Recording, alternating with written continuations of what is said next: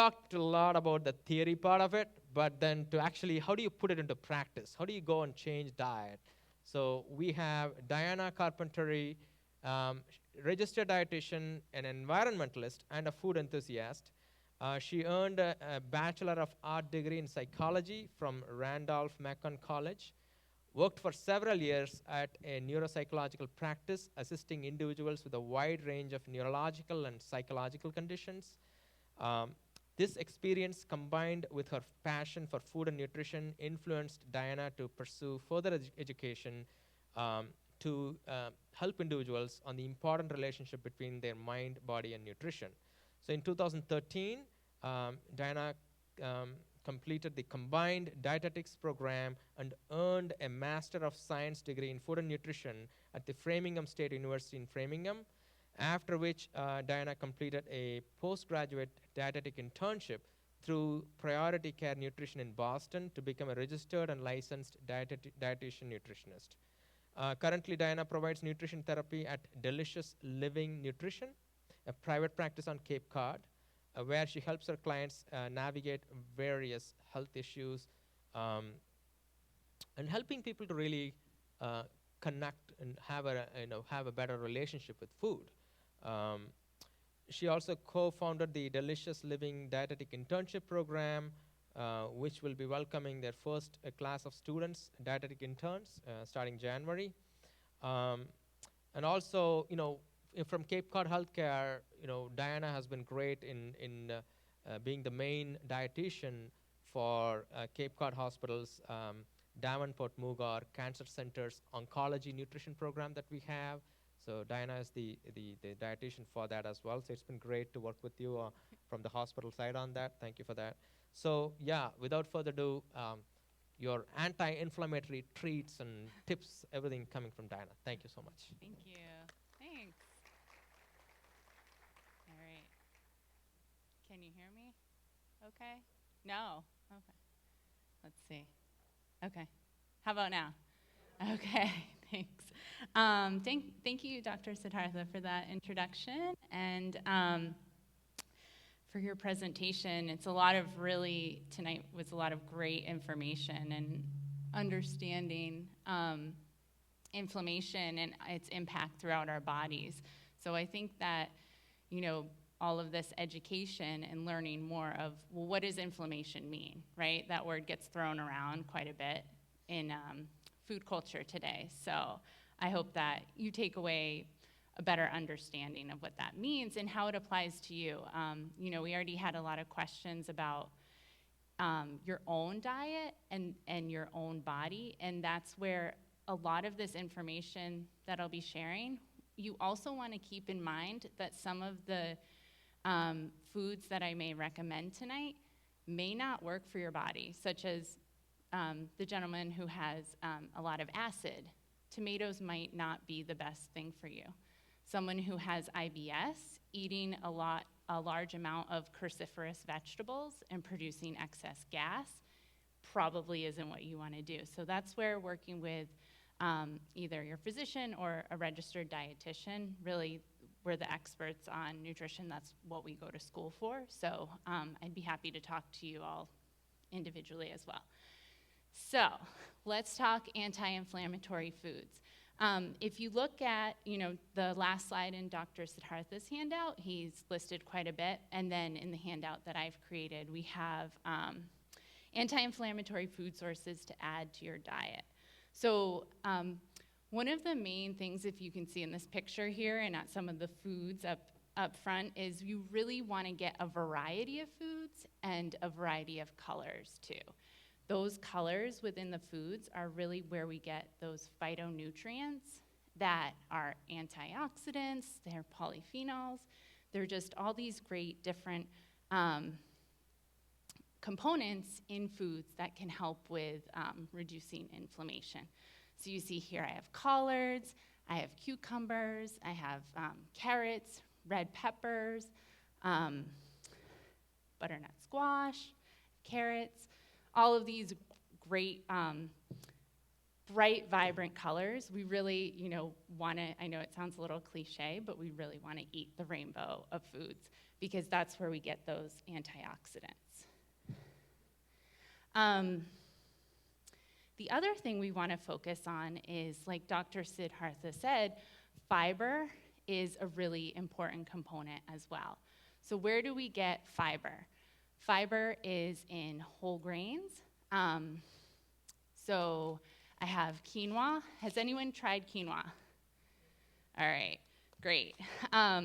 But we also have a lot of different whole grains that we want to incorporate into our diet as well. The reason I mention quinoa is because not only is it high in protein, but it's high in that dietary fiber.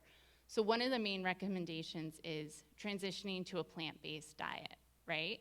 How do I do that? How do I do that if I grew up with an Irish mom who cooks meat and potatoes all the time? That's where a dietitian can be really helpful in introducing some new foods that are rich in protein, which is important, not too much, like Dr. Siddhartha said, but looking more to those plant-based proteins, which we can get in whole grains, which also provide us with fiber. So they're double benefit. Also, legumes. So any sort of beans, lentils are going to be really high in protein and fiber. So again, you're getting both of the nutrients you need. How about tofu? Who here has tried tofu and liked it? Awesome. How about, so with tofu is soybeans. Has anyone had edamame?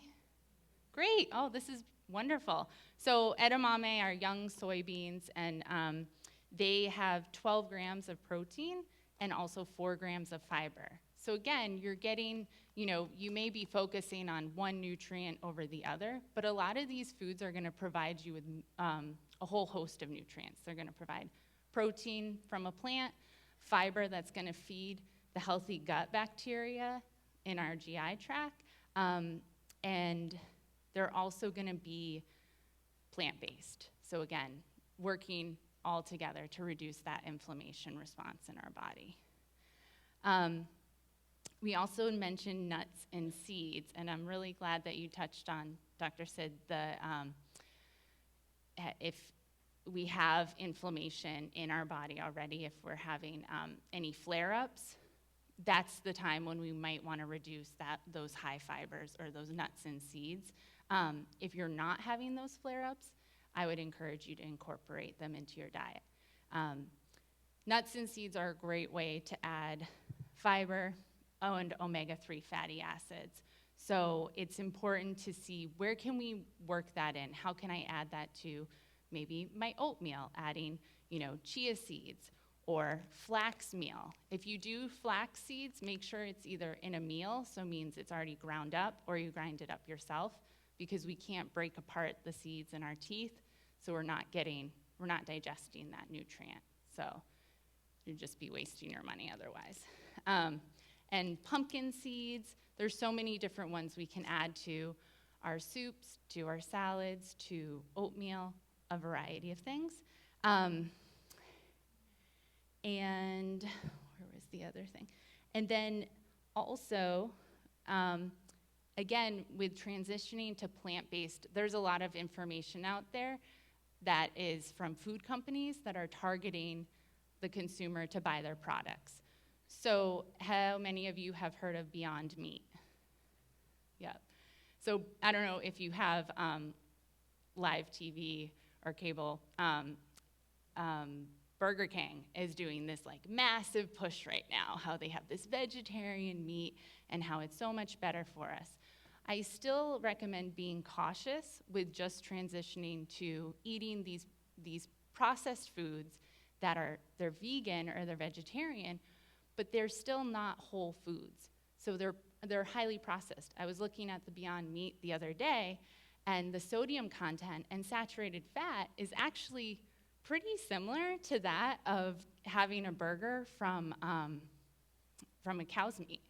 So what's the point there?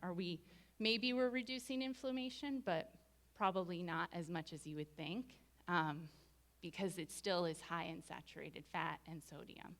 So I'd be cautious and make sure you read the labels and really try and focus on plant-based. Another thing, so we're talking about cow's milk protein.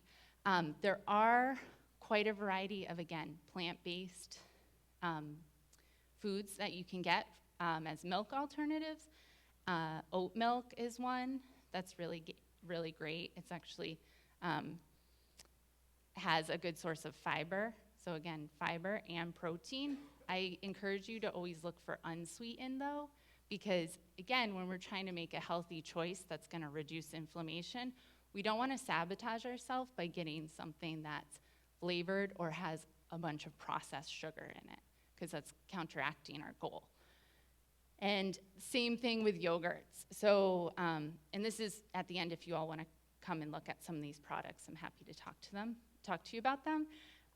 But in looking at non-dairy yogurts, there's a lot made with coconut milk, almond milk, oat milk. This one's made with cashews. Again, really paying attention to, okay, so I'm going plant-based, trying to reduce inflammation, but what else am I getting? Oftentimes it's added sugar. With coconut milk-based ones or coconut yogurts, oftentimes they're gonna be higher in saturated fat. Again, we wanna reduce those things. So it's really important to pay attention to when you're trying to improve your health, what else are you actually eating?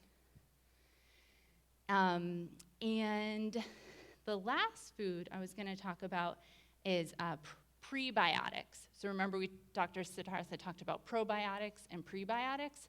Prebiotics are the types of fiber that feed the healthy gut bacteria in your digestive tract. So really, those are gonna be from legumes, beans, and nuts. So we really wanna try and transition again to eating a plant-based diet and getting protein from those sources versus a lot of these highly processed sources that food companies are marketing. Other things, berries, garlic, leeks, onions, dark leafy greens. Again, really eating that rainbow of colors whenever you're trying to increase antioxidants and reduce inflammation in the body. So, you got to try one of the recipes that I put in this packet, and did everyone like it? I liked it? Okay, especially tonight because it's so cold. But I put in some other ideas too. You know, there are so many recipes out there. You definitely don't have to just make these, but I thought I would just share some that really exemplify the anti-inflammatory diet. So one of the ones I wanted to share because I think it's really fun is the collard green spring rolls with dipping sauce. How many of you eat collard greens? Okay, quite a few. So I went to undergrad in Virginia, and collards are a pretty big deal there, but they're generally cooked in pork fat. So again, that counteracting. I mean, there's heritage there and everything, so we can't dismiss that. But I don't eat pork. So for me, I was trying to find, well, how can I get these greens and share it with my friends too so they can see the benefits of it. Cooked collards are great, but I also found that if you have them fresh, they make a great wrap. So they're definitely fibrous. You can see the fiber going down the back. You can hear it. Has anyone ever made spring rolls before? No? Okay. If you have young children or grandchildren, this is a really fun activity to do with them. There is a lot of prep as far as just cutting things, so do know about that. So we have cucumbers. I'm trying to show you guys. Cucumbers, my carrots, my red pepper, my collard, and then tofu. So these are all raw. They're super easy. This is a fun one also, you know, in the summer too, when you have like an abundance of vegetables. It's a great way to get more nutrients. So you just want to kind of slice them very thin, and then I'm going to use the wrap as instead, and then you basically just take however vegetables you want. So I have my anti-inflammatory veggies in here. I have my tofus, my protein. You can cook the tofu if you want to give it some more flavor. And then you really just roll it like so. I don't know if you can see that. So you can just take it and kind of eat it like that. Or if you want to get fun, you can cut it. And then you get to see all of the colors inside. I like to make, and on the recipe sheet I gave you, make a dipping sauce. I prefer almond butter. You can use any sort of nut butter at all. This is going to give you more fiber and protein as well. And it's very simple, and you would just dip it into there. It's a great flavor. If you are someone who has issues with your thyroid and you're trying to avoid those certain raw vegetables, you can also use sushi rolls. So it's an alternative to making sushi, which instead of using meat in that, you can use these instead. So you can get this at any grocery store. And the other recipe I wanted to share was something that you can have as an alternative for like breakfast or a snack or a dessert, and it's a chia seed pudding. Has anyone ever tried this? Okay, great. That's excellent. Have you made it? You have? Yes and no. Okay. So it's pretty easy. Let me move this stuff.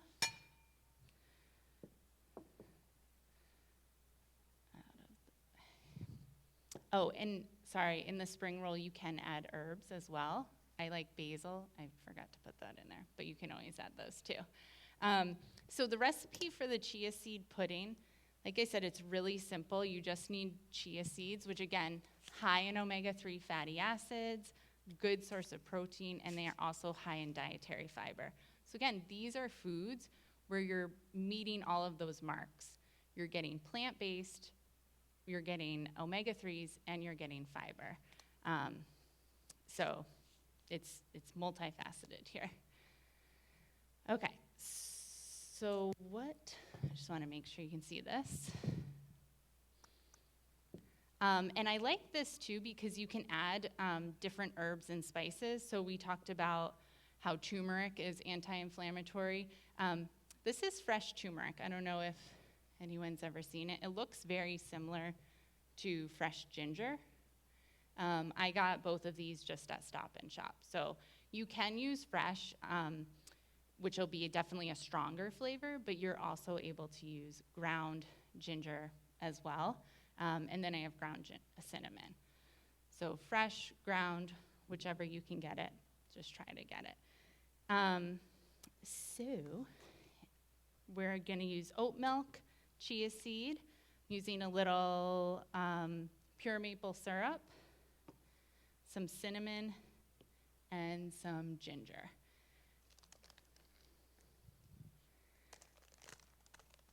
So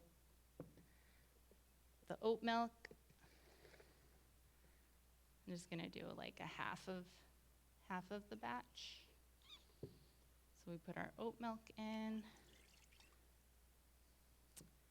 We add a little maple syrup.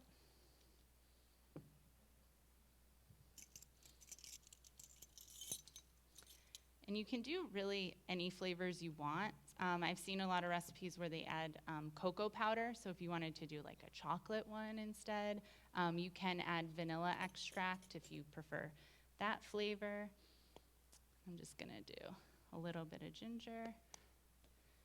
Again, the measurements are on the recipe, but you can always. Okay. So the salt, I just want a little bit of salt.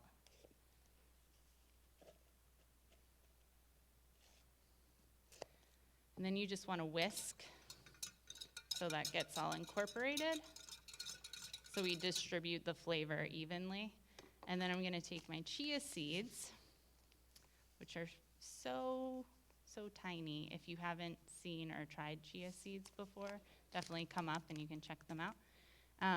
So we're going to put the chia seeds in. And what happens is the chia creates almost this gel. So again, I just want to whisk it so that it gets evenly distributed within the liquid that you're using. And what you do is you let it sit for about a half an hour, mix it around again, so again, the chia seeds are evenly distributed. Then you put it in the fridge overnight. You can refrigerate it even longer if you like a thicker consistency. And this is one that I made last night, so you can see, it's got this pudding-like consistency. What I would recommend doing, so it has this really nice ginger cinnamon flavor. What I would recommend is adding some sort of berries to it, right? So we're getting more anti-inflammatory foods. I was fortunate enough to get some local cranberries that I just kept frozen in my freezer, and I would just, even taking those and chopping them up. Has anyone ever had just like fresh cranberries besides in a cranberry, obviously Thanksgiving, but otherwise just fresh cranberries in like a smoothie or in a dessert or anything like that? Yeah, oh good. So they're very high in vitamin C. They're also really high in those anti-inflammatory agents. You can see on my board here, this color, this bright color that dyes your hands and dyes your clothes, that's the agents and properties within those fruits and vegetables that are protecting our cells from things like free radicals, from inflammation. So looking to get more variety of those into your diet is what we want to try and do. Any questions?